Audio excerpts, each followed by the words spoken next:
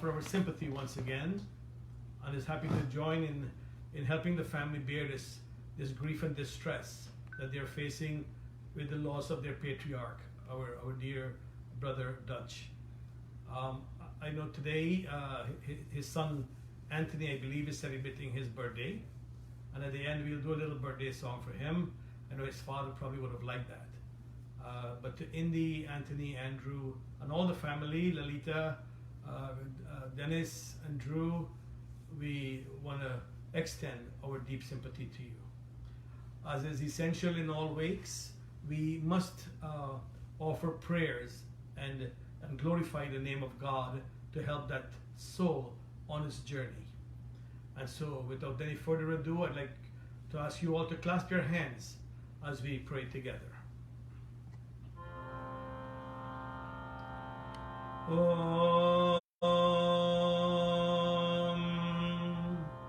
Om Purnamada Purnamidam Purnat Purnamudachyate Purnasya Purnamadaya Purnameva Vashishyate Hari Om Yam Brahma Varunindra Rudra Maruta Stanavanti Divyastave Veda Sangha Padakramopanishadar Gayanti Yam Samaga Dhyana Vastatagate Namanasa Pashyanti Yam Yogino Yasyantana Vidusura Surgana Devaye Tasmai Namah Om Krishna Krishna Kripalotvam Agitanam Gatirbhava Sansara Arnava Magnanam Prasida Purushottama Om Anadinidhano Deva Shankachakra Gadadara Akshaye Pundarikaksham Preta Muksha Prado Bhava Preta Muksha Prado Bhava. To Bhagavan Sri Krishna we offer salutations to that merciful and compassionate Lord. Hey Krishna Karuna Sindhu Dinabandhu Jagatpate Gopesha Gopika Kanta Radha Kanta Namostute Om Sri Krishnai Namo Namaha.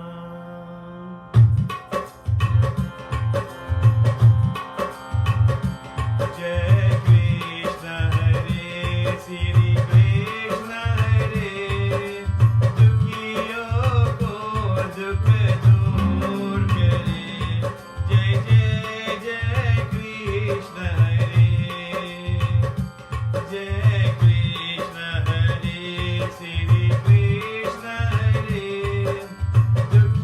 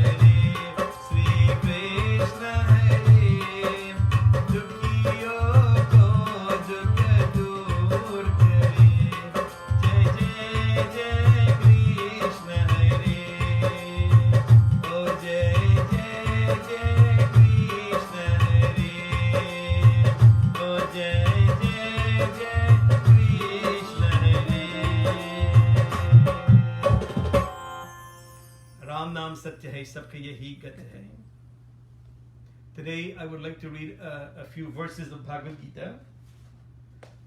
Bhagavad Gita contains a lot of information and guidance for us to deal with situations such as tragedy like death and so forth.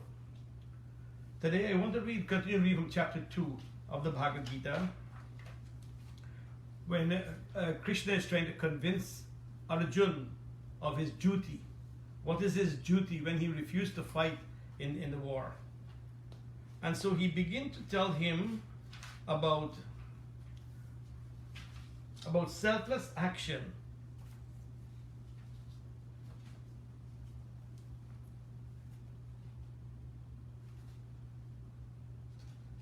One second. The secret of selfless action. One may ask the question from time to time, why am I here? What is my purpose? Why did God put me here? Well, we all know that God has put us here not just to live, and when I say live, to get a job, buy a house, raise a family, and then leave. We are here for a reason. Just like how you go to your job for a purpose. You go to your job for a reason. You go and you perform your duty and you get paid and you come home and you raise your family. But there's more duty than that you have to perform, and that is to serve God by serving man, serving mankind. We all know that there are people that are less fortunate than ourselves, that don't have any great wealth. We know that people that are sick, people that are destitute, people that are handicapped. Our job and duty is to help them. That is called seva, or service. Bhagavan Shri Krishna tells us that service that we perform must be selfless. And he gives Arjuna the secret of selfless service. How do you serve God? When you fight for righteousness and you protect righteousness, is dharma. When you protect dharma, you are protecting humanity. And so we begin today, starting reading from verse 39 of chapter 2. Esha te bihita shankye buddhiryoge tva imam shrinu buddhya yukto yaya parta kama bandham prayahyashi. Neha bikaram manashosti pratyavayo na vidyate svalpam appasya asya dharmasya trayate mahato bhayat vyavasayatmika buddhir ekeha kuru nandana bahushakaya anantascha buddhavyo vyasayinam. And in verse 42 and 43 he says, Yamimam pushpitam vacham prapadantya avipaschitaha vedavara rata pata nanyat astiti vadinaha kama manaha swarga para janma karma phal pradam kriya vishesha bahulam bhogaishwarya gatim prati. And in these few verses he says to Arjuna, he says, you have now heard an intellectual explanation of the principle of Atma, the true self. When he says that Atma is our real self within. And he talks about the need to discriminate between the real. Real means things that are unchanging, things that are not permanent, like God himself, like the Atma itself. And the not real means anything that is impermanent, things that come and go in this transitory phase of life. He says, now pay attention, Arjuna, as I explain a practical spiritual, he's calling it spiritual, that service is spiritual. He says, this practical spiritual discipline called karma yoga, for living a more effective, happier life in this vexing, ever-changing world. He says, this is the path of selfless, God-dedicated action. Meaning that action that you do must be selfless and dedicated to God. By making this path, by making this your path, you can live a spiritual life, Arjun, and yet stay fully active in this material world. You can remain a man of action, achieving your very best, and yet not be bound or caught by the worldly things we live in. He says, Karma Yoga, and the word yoga, we must understand, means a union or connection. Karma Yoga means the connection we have with God through performing karma or action. He said it's not in the least bit dangerous, O Arjun. On this path, no effort ever goes waste, and there is no failure.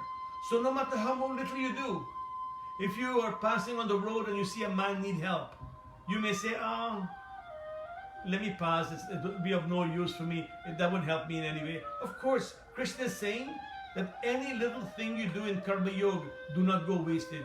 It goes towards your punya or spiritual merit. If you do 10 of those in 1 month or 1 year, you have still achieved punya. He said it does not go waste and there is no failure. Even a little practice of this will protect you from this sansar, this cycle of birth and death. Meaning, protect you from the cycle of birth and death, mean eventually you will achieve moksha or liberation. Bhagavan explains to Arjuna that when one's actions are not based on desire for personal reward, one can more easily steady the mind and direct it toward the Atma, that inner self, the soul. For the person of steady mind, Arjuna, there is always just one decision. But for the quivering mind, pulled in 1,000 directions, the decisions that plague it are endless. And they exhaust one's mental strength. You see, when we're doing things, looking for results and looking for rewards, and we don't get it, then we become very disappointed. Then we begin to get angry, and we begin to angry leads to delusion and so forth. So he says that once we don't expect anything, our mind stays steady and pure. But once we look to get things in this life, he said, we exhaust our mental strength. He says to Arjuna, people with an unsteady mind inevitably end up failing. And we don't want to fail. We want this life to be successful. He explains, with their minds, these are the people who look for things, says, with their minds thus taken up by their own selfish desires for everlasting pleasure and power, they are not able to develop the utter concentration needed to reach real union with God. And he explains to Arjuna, this is mankind's only objective, is to make that union with God when we achieve moksha. So we must do things like performing karma yoga or selfless action for us to reach that point. And he continues in verse 45, or from 45 to 50, and explain what that means. He says to Arjuna, Traigunya Visaya Veda Nistraigunya Bhavarjuna Nirvanvo Nitya Sattvosto Niryoga Kshema Atmavan Yavan Artha Udapane Sarvata Samluto Dike Tavan Sarveshu Vedeshu Brahmanasasya Vijanataha Karmanya Evadhikaraste Ma Phaleshu Kadachana Ma Karma Phal Heturbhur Ma Te Sangostvak Akarmani Yogastaha Kuru Karmani Sangam Tyaktva Dhananjana Siddhya Asidhoya Samo Bhutva Samadvam Yoga Uchyate Durena Hya Avatkram Karma Buddhi Yoga Dhananjana Buddhau Sharanam Avvicha Kripana Pal Hetava Buddhi Yukto Jahatiha Ubhe Saktra Dushkrate Tasmad Yogaya Yujyasva Yogaha Karmashu Kaushalam. And in these verses, he's explaining to Arjuna that the scripture describes 3 modes of nature, which he's going to deal with in later chapters, which is Satgun, Tamagun, Rajagun, and Tamagun. He explains, I will describe that in detail later. But now, we must concentrate on transcending these gunas. Focus on going beyond all of nature and all worldly attachments, he tells Arjuna. And when he's speaking to Arjuna, remember devotees, he's speaking to all of us. To be bounded to worldly nature is certainly not the purpose of life. Listen carefully. To be bound to worldly nature is certainly not the purpose of life. So let us don't bind ourselves to the material things of life. Let's look at the way we can serve God and fulfill our purpose. He says, focus instead on the eternal that lies beyond this worldliness that we live in. Concentrate on freeing yourself from the tyranny of the so-called pair of opposites, heat and cold, success and failure. We have to free ourselves from that. Release yourself from always trying to evaluate and judge everything. Aren't we all guilty of that? That we are constantly trying to evaluate and judge others, judge situations, when it's not necessarily so. This causes entanglement in this world. He said, disentangle from your habit pattern of seeing things as good or bad, lovable or hateful, pleasant or painful, and so forth. The tendency to get trapped in apparent opposites is a common and debilitating malady. Instead, remain tranquil and centered in the self, O Arjuna. Take care not to seek acclaim or acquire earthly objects, but serve selflessly. And he explains to Arjuna, he said, work hard in this world, Arjuna, but for work's sake only. You have every right to work, but you should not crave the fruits of it. Although no one may deny you the outcomes of your efforts, you can, through determination, refuse to be attached to or affected by the results, whether favorable or unfavorable. He explains to Arjuna, the central point of issue, Arjuna, are desire and lack of inner peace. This is what creates so much conflict and stress and depression within us. Desire that causes lack of inner peace. Desire for the fruit of one's actions brings worries about possible failure. The quivering mind begins to operate in this way. When you are preoccupied with end results, you pull yourself from the present into an imagined, usually fearful future. Then your anxiety robs your energy and makes matters worse. You lapse into inaction and laziness, Arjuna. And so he explains to Arjuna, the ideal, Arjuna, is to be intensely active and at the same time have no selfish motives, no thoughts of personal gain or loss. Duty uncontaminated by desire leads to inner peacefulness and increased effectiveness in what your duty is. He says, Arjuna, this is the art of living. A life of real achievement. To work without desire may seem impossible. We all think so. But the way to do it is to substitute thoughts of divinity for thoughts of desire. Every time that thought of desire comes up, that you desire something, replace that with thoughts of divinity, of God, and what God is telling us, to act selflessly. He said, Arjuna, we must never lose sight of the overriding goal, which is to free ourselves from bondage during this lifetime. To free ourselves from bondage. We get bounded to all the material things, and that is what keeps us trapped in this cycle of birth and death. Let's free ourselves from that bondage.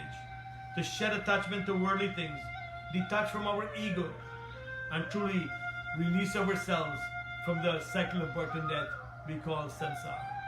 When you do this, he tells Arjuna, you actually become one with God.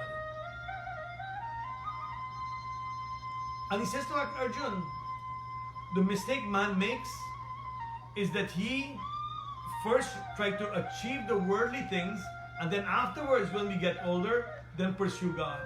This is Krishna's advice, and I want the younger people to listen to this, because you still have your life to go ahead. He says, know that you can achieve the worldly things by first uniting your heart with God, and only then pursuing worldly things afterwards. So at the start of your life, begin to form a relationship with God, uniting your heart with God, and all the things that are necessary for us to live a good life in this material world will flow to you. Don't do it the opposite way around. Krishna is warning us. And with that, I hope that I have given you an insight as to what our purpose is in this life. Because remember, devotees, that we are here for a purpose. And we're here between the point A and point B we call life and death. What do we do with that? I'll explain, I'll read a little story to you concerning that in a few minutes, but let me sing a bhajan now.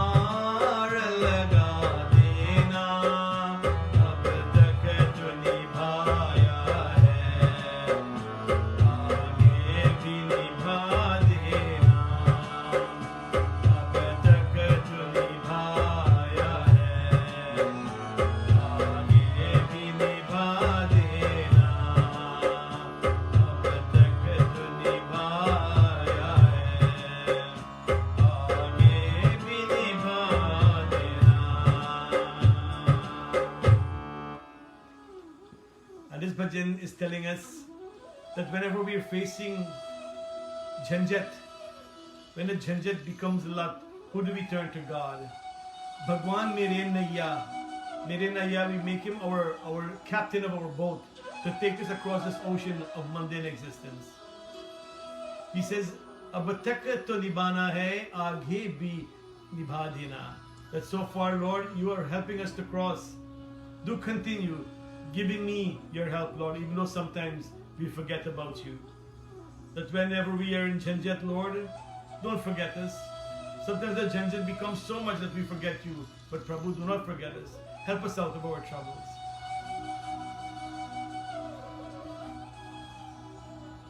I want to read a little.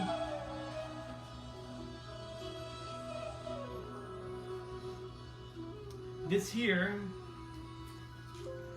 is a story I read in a book. It's called The Dash. And it says, that the poet is writing, he says, I read of a man who stood to speak at the funeral of a friend. He referred to the dates on her tombstone from the beginning to the end. He noted that first came the date of birth and spoke of the following date with tears. But he said what mattered most of all was the dash between those years. For that dash represents all the time they spent alive on earth, and now only those who love them know what that little line is worth. For it matters not how much we own, the cars, the house, the cash. What matters is how we lived and loved and how we spent our dash. So think about this long and hard. Are there things you'd like to change? For you never know how much time is left that still can be rearranged. If we could just slow down enough to consider what's true and real, and always try to understand the way other people feel, to be less quick to anger and show more appreciation, and love the people in our lives like we've never loved before. If we treat each other with respect and more often wear a smile, remembering that this special dash might only last a little while. So when your eulogy is being read, with your life's account to rehash, would you be proud of the things they say about how you lived your dash? So that dash must include your purpose in life, that selfless action we talk about. You know, devotees, in this journey of life, we know in life today with modern technology, God has given us what is called a GPS when we are traveling from point A to point B. That GPS means Global Positioning System. You type in your destination and the GPS plots every turn, everything, every way you must go. Either the shortest way, the longest way, without tolls, all these things you can actually, options you can plug in there. And the GPS, when you hit go, will take you there, turn by turn, until you reach your destination. If we do not listen to the lovely lady that's talking in the GPS, what happens? We lose our way. We did not follow the directions. And so too with God. God, that source, that divine, is our GPS for life. He has the directions in there. Once we hit go, we must follow God's teachings to the T. Once we deviate from that, devotees, we will not reach the end of our journey. So what is point A? Point A is life. And what is point B? Death. From point A to point B, we must always try to do what is right, because point A to point B is only one leg of the journey we call life, because there are many cycles of birth and death. Remember the Hindu doctrine of reincarnation? That this life we have today is not the only life we will have. We had lives before and we had lives in the future. We must use this life and use that journey well. Use God's GPS to prepare us into the next life and the next and the next. Until finally, devotees, we merge with Bhagwan and we become one with Him. Bhagavad Gita just told us our object in life is to merge with Him, to become one with Him. It's called moksha. All our prayers are directed to Bhagwan to let us do the right things in order to liberate ourselves and achieve moksha.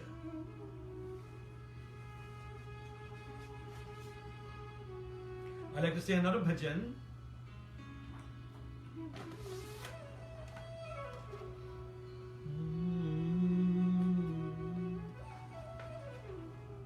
This bhajan is called Aaj Suno Hum Geet.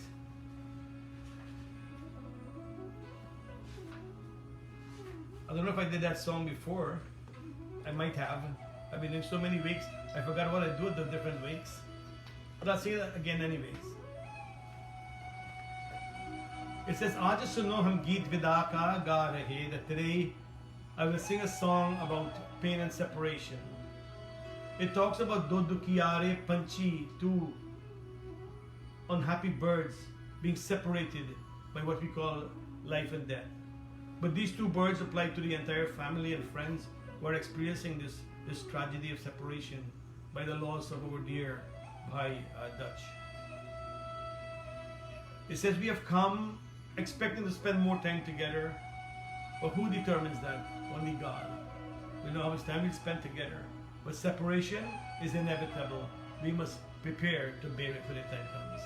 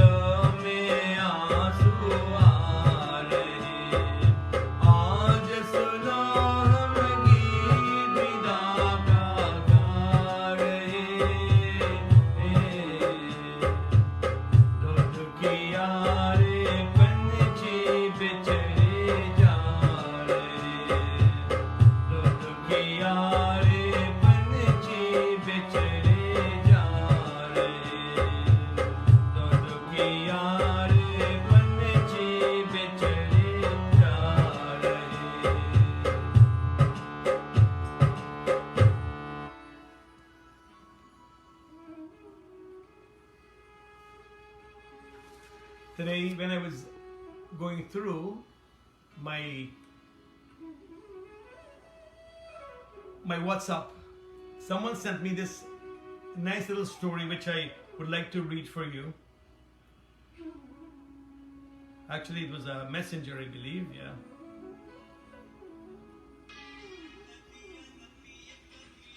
I guess you can hear that song, it's playing Nadia Kina Piye, but I'll tell you what it's saying. It says, life is like a journey on a train, with its stations, with changes of routes, and with accidents. At birth, we boarded the train and met our parents, and we believe they will always travel on our side. However, at some station, our parents will step down from the train, leaving us on this journey alone. As time goes by, other people will board the train, and they will be significant. That is, our siblings, our friends, our children, and even the love of our life. Many will step down and leave a permanent vacuum. Others will go unnoticed, that we don't realize that they vacated their seats. Which is very sad when you think about it. This train ride will be full of joy, full of sorrow, full of fantasy, full of expectations, full of hellos, full of goodbyes, and full of farewells. Success consists of having a good relationship with all the passengers on this train, requiring that we give the best of ourselves. The mystery to everyone is, we do not know at which station we ourselves will have to step down. So we must live in the best way, love, forgive, and offer the best of who we are. It is important to do this because when the time comes for us to step down and leave our seat empty, we should leave behind beautiful memories for those who will continue to travel on the train of life. I wish you a joyful journey this year on the train of life. Reap success and give lots of love. More importantly, give thanks for the journey. Give thanks to God for this wonderful journey we're all on. And lastly, I thank you for being one of the passengers on my train.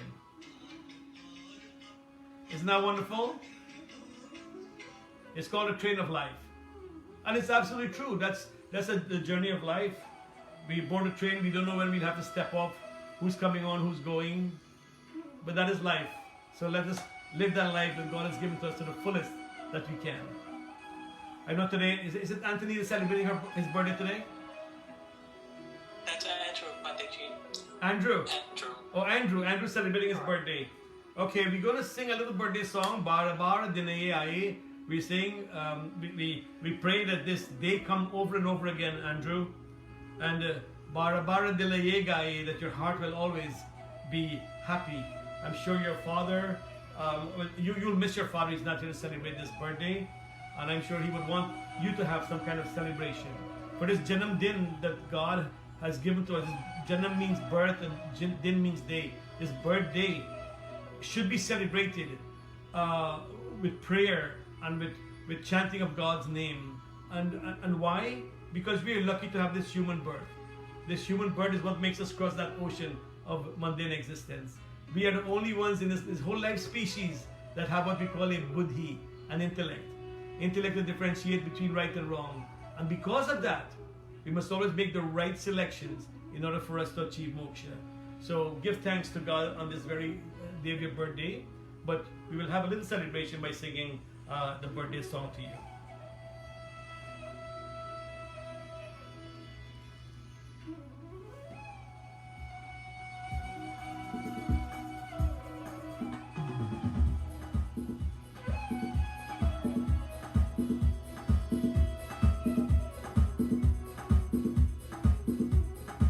Slow it down a little bit so you don't have to like.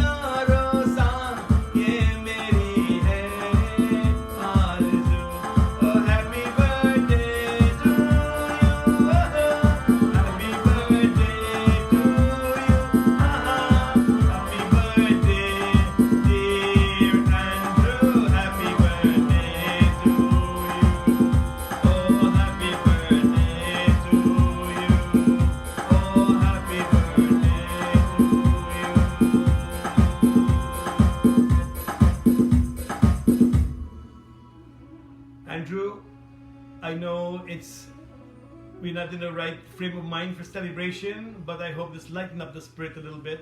And remember your father, for he's your earthly God that brought you into this world. Remember him today, and give thanks to him as well. Him and your mom Indy for bringing you into this world. We want to wish you a Shubh Janamdin, happy birthday. And to all, I want to wish you, not wish you a good night yet. Let's do closing prayer before we say good night. Okay? So, once again, it's very important that we all pray together. For prayer is what will help to guide that soul on his journey to the great beyond. As we pray, asking God to grant liberation to this Atma. Let us all clasp our hands and pray together.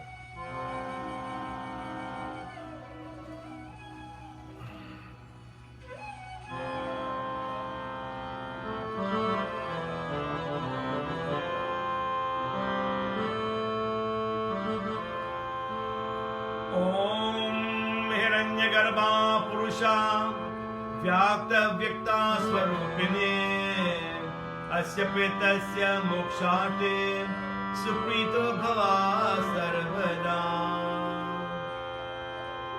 O Lord, you are the originator of this universe. You dwell in both your manifest and unmanifest form. Be gracious, O Lord, and grant liberation to the departed soul of our dear Dutch. Om Narayana Surashreshta Lakshmi Kanta Vara Pradaha Anena Tarpane Nata Preta Muksha Prado Bhava. Hey Narayan, you are the God of all. You are the consort of Lakshmi. You are the giver of all boons, O Prabhu.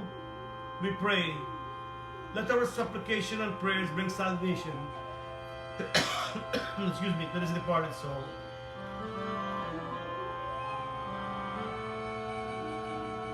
Om Anadi Nilano Deva Shankha Chakra Gadadaraha Akshaye Pundari Kankshaha Preta Muksha Prado Bhava Preta Muksha Prado Bhava. Om Satoma Sadagamaya Tamasoma Jyotirgamaya Mrityurma Amritam Gamaya. O Lord, lead us from untruth to truth, from darkness to light, and from death unto immortality. Om Dhyav Shantir, Antariksha Gom Shanti, Prithvi Shantir, Apa Shantir, Aushadai Shantir, Banaspati Shantir, Vishwadeva Shanti, Brahma Shanti, Sarvabham Shanti, Shanti Deva, Shanti Sama, Shanti Redhi, Hari Om Shanti, Shanti, Shanti, Hari Om. Ram Naam Satya hai, sabka yahi gat hai. Thank you all for tuning in and helping us to share the distress and grief of this family that has suffered this great loss. We pray Bhagwan will bring you peace and comfort during this time. Thank you all for listening. Jai Sitaram. Have a good evening. Thank you so much. Thank you. You're welcome. Thank you so much, Pandit Jeet, again for joining us tonight and sharing words of guidance. Our many thanks and Jai Shri Ram.